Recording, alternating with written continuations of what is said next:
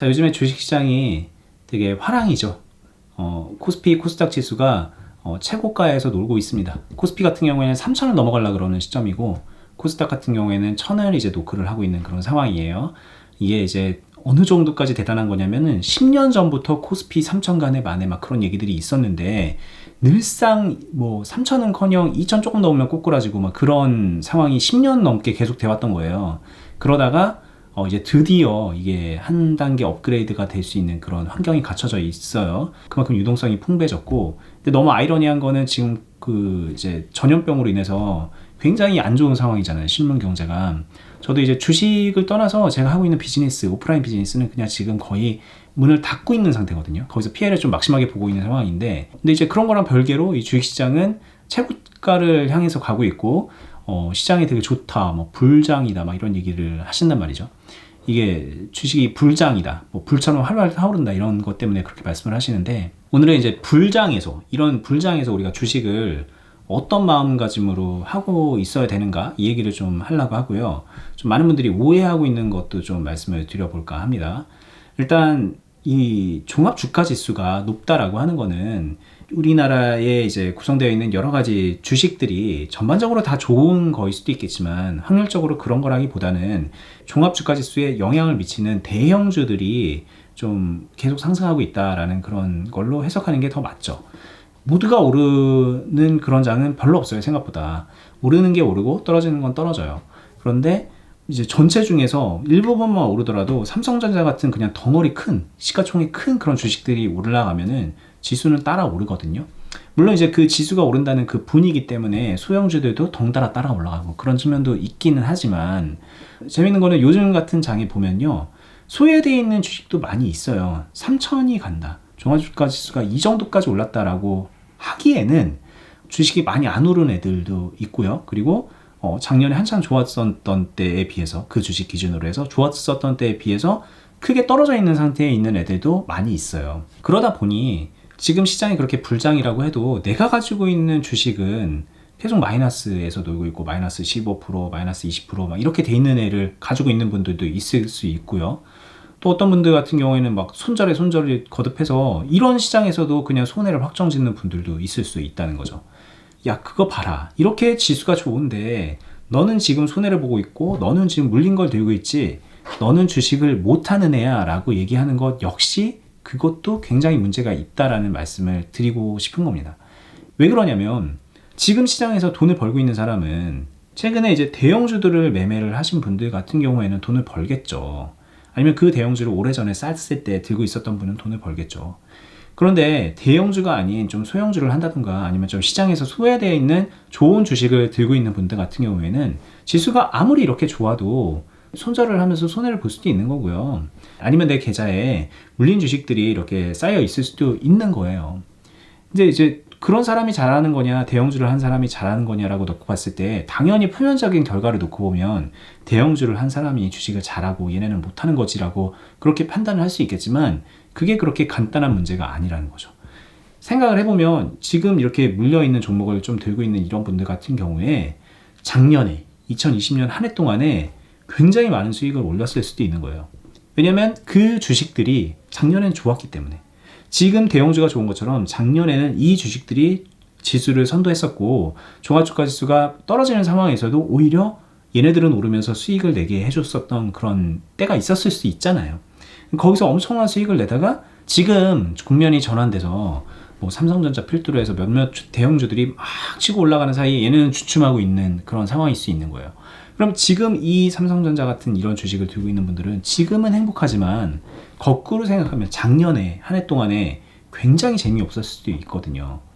굉장히 재미없는 게 문제가 아니라 그냥 계속 그 상승하는 지수 속에서도 계속 손해만 보고 계셨던 분들일 수도 있다는 거예요. 솔직히 좀 최악은 작년에 나름의 기준에서 안 되는 주식을 들고 있다가 최근에 들어서 이제 갈아탔는데 얘네는 또 갑자기 잘 되고 이제 갈아탄 주식들이 또 죽을 쓰고 있다던가, 이런 분들은 정말 좀 최악의 선택을 한 거지만, 어쨌든 우리가 이 선택이란 거는 그때그때 잘라서 놓고 보면은 최선의 선택이 있고 최악의 선택이 있고 그냥 그저그런 선택이 있을 수 있는데, 항상 최선만 선택을 하고 항상 최악만 선택을 하고 항상 그저그런 선택만 하는 분들은 별로 없어요. 이 선택이란 거는 어쨌든 간에 평균으로 수렴합니다. 잘할 때 있고 못할 때 있어요. 근데 이제 주식이라는 건 뭐냐면 계속해 나가면 내가 선택을 잘할 때 있고 못할 때 있는 그런 와중에 내가 평균적으로 수익을 만들어낼 수 있는 능력이 있으면 주식을 잘하는 것이고, 그 능력이 없어서 평균적으로 계속 손실을 보는 사람이라면 그거는 잘못하는 거겠죠. 근데 많이 오해를 하는 게, 평균적으로 수익을 잘 내는 사람은 잘 맞추는 사람이고 평균적으로 손실을 보는 사람은 못 맞추는 사람이다 라고 그렇게 오해를 하는 거예요. 물론 어느 정도는 맞지만 그거는 어디까지나 초심자의 입장에서 얘기입니다. 처음에 내가 주식을 딱 시작해서 주식을 막 야심차게 사기 시작했던 그 시점, 국면 전환이라는 거를 맞지 못했던 그 시점에서는 내가 선택한 것이 오르면 돈을 벌 수도 있고 떨어지면 돈을 잃는 거예요. 근데 문제는 국면 전환이 되면서 내 선택을 다시 한번 하고 또 다른 선택을 하고 또 다른 선택을 해나가는 그런 상황에서 그 누가 그걸 계속 맞추면서 주식을 할 수 있겠냐는 거죠. 주식을 잘하는 사람은 절대로 그 선택을 잘 맞추기만 해서 잘하는 사람이 아니에요. 때로 잘못된 선택을 하더라도 수익을 내는 마무리를 짓는 사람이고, 잘된 선택을 하면 수익을 좀 극대화시킬 수 있는 사람이 주식을 잘하는 사람이겠죠. 잘못된 선택을 해서 손실을 보는 상황이 되거나 아니면은 시장이 계속 미끄러져서 하락하는 상황에서 다음 상승 사이클을 대비해서 계좌를 잘 관리하고 종목을 잘 관리해서 다음 기회를 잘 만들어서 가는 사람이 주식을 잘하는 사람이지, 떨어지는 상황이니까 빨리 손절하고서 대피하고 있다가 오르는 상황이 될 것 같으니까는 미리 사서 오를 때 수익을 보자, 이런 사람이 아니라는 거죠. 이게 주식을 하는 사람이 착각하는 가장 중요한 거를 제가 오늘 말씀드리는 건데, 주식은 예측 게임이다. 오르는 주식을 사는 거다, 이렇게 생각을 하세요.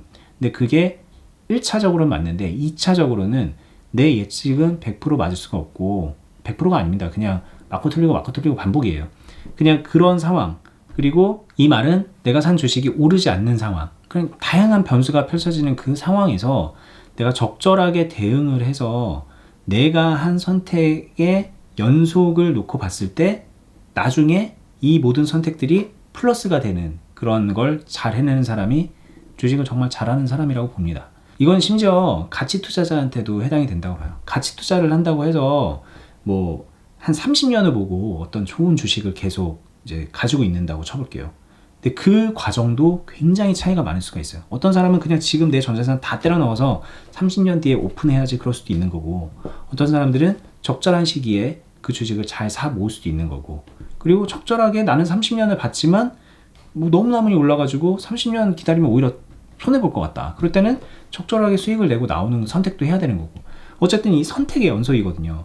근데 그 선택의 연속은 결과적으로는 예측이 아니라 대응이라는 말씀을 좀 드리고 싶은 거예요.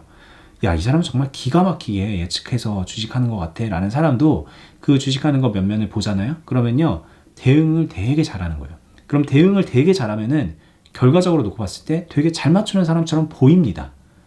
그래서 착각을 하는 거예요.